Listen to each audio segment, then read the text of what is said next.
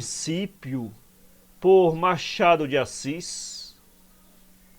Algumas pessoas pediram-me a tradução do Evangelho que se leu na grande missa campal do dia 17. Estes meus escritos não admitem traduções, menos ainda serviços particulares.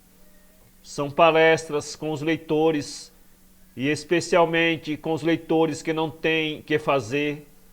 Não obstante, em vista do momento e por exceção, darei aqui o Evangelho, que é assim.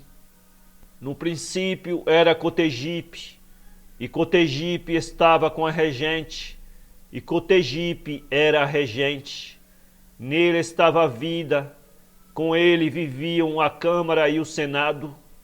Houve então um homem de São Paulo chamado Antônio Prado, o qual veio por testemunha do que tinha de ser enviado no ano seguinte. E disse Antônio Prado: o que há de vir depois de mim é o preferido, porque era antes de mim.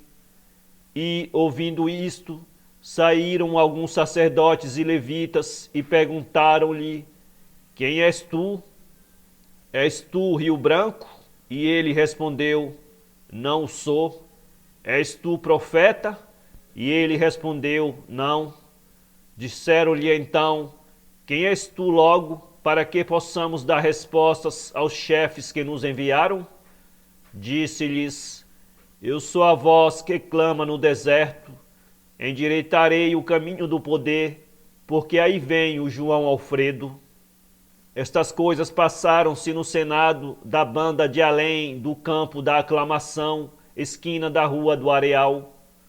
No dia seguinte, viu Antônio Prado a João Alfredo, que vinha para ele, depois de guardar o chapéu no cabide dos senadores, e disse: eis aqui o que há de tirar os escravos do mundo. Este é o mesmo de quem eu disse: depois de mim virá um homem que me será preferido, porque era antes de mim. Passado meses, aconteceu que o espírito da regente veio pairar sobre a cabeça de João Alfredo, e Cotegipe deixou o poder executivo, e o poder executivo passou a João Alfredo. E João Alfredo, indo para a Galiléia, que é no caminho de Botafogo, mandou dizer a Antônio Prado, que estava perto da Consolação: vem, que é sobre ti que edificarei a minha igreja. Depois, indo a uma ceia de convento, viu lá um homem por nome Ferreira Viana, o qual descansava de uma página de Agostinho, lendo outra de Cícero, e disse-lhe: deixa esse livro e segue-me, que em breve te farei outro Cícero, não de romanos, mas de uma gente nova. E Ferreira Viana, despindo o hábito e envergando a farda, seguiu a João Alfredo. Em caminho achou João Alfredo a Vieira da Silva e perguntou-lhe: és tu maçom? E ele respondeu: sou, mas posso dizer-te, pelo que tenho visto, que maçom e ministro de ordem terceira é a mesma pessoa. Disse-lhe então João Alfredo: vem comigo, serás ministro da ordem primeira e trabalharás para o céu. Depois, vendo um homem que passava, disse João Alfredo: vem aqui, não és Rodrigo Silva, que agricultavas a terra no tempo de Cotegipe? E Rodrigo respondeu: tu disseste. E tornou João Alfredo: onde vai agora que parece abandonar-me? Vem comigo e lavrarás a terra, e tratarás com os gentios ao mesmo tempo, porque Antônio Pedro vai a São Paulo, onde padecerá e donde voltará mais robusto. Depois, vendo Tomás Coelho, o homem justo da tribo de Campos, disse: o Senhor Deus dos exércitos manda que sejas ministro da guerra. E descobrindo Costa Pereira: este é o que esteve comigo em 1871. Eu o conheço.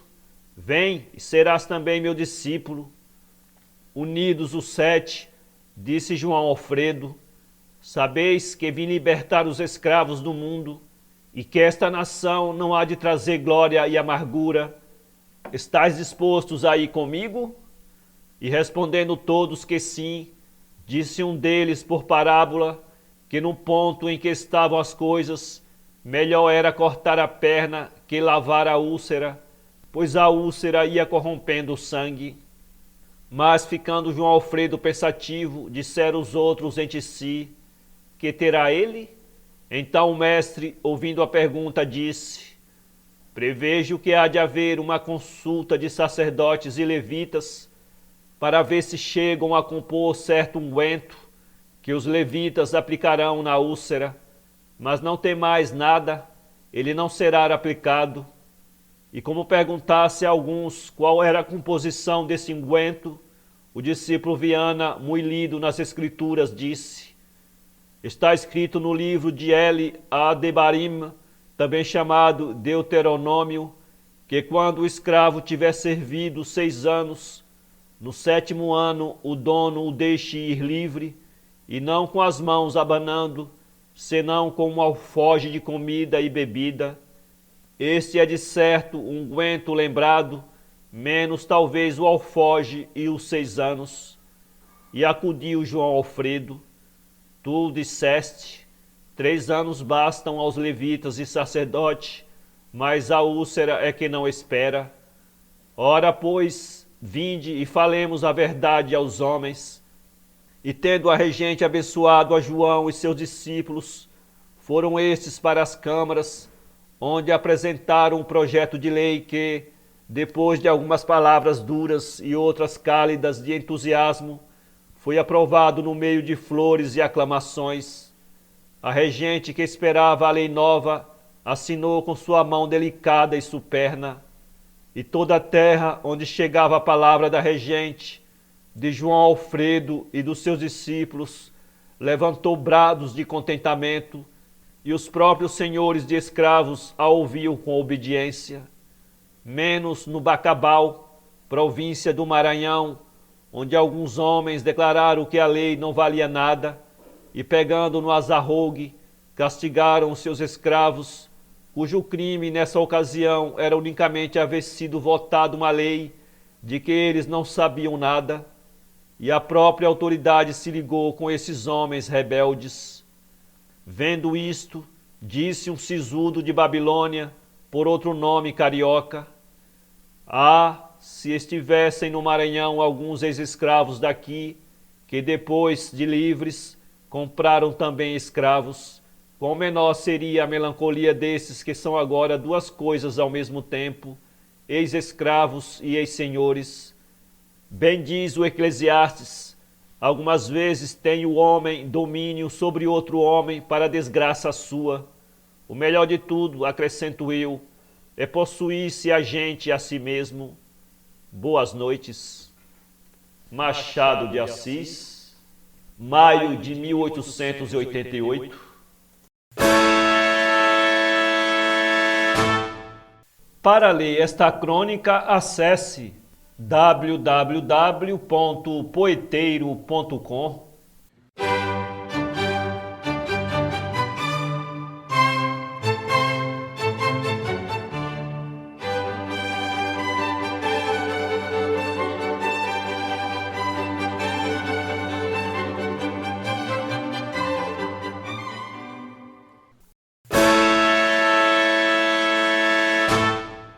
Para ler esta crônica, acesse www.poeteiro.com.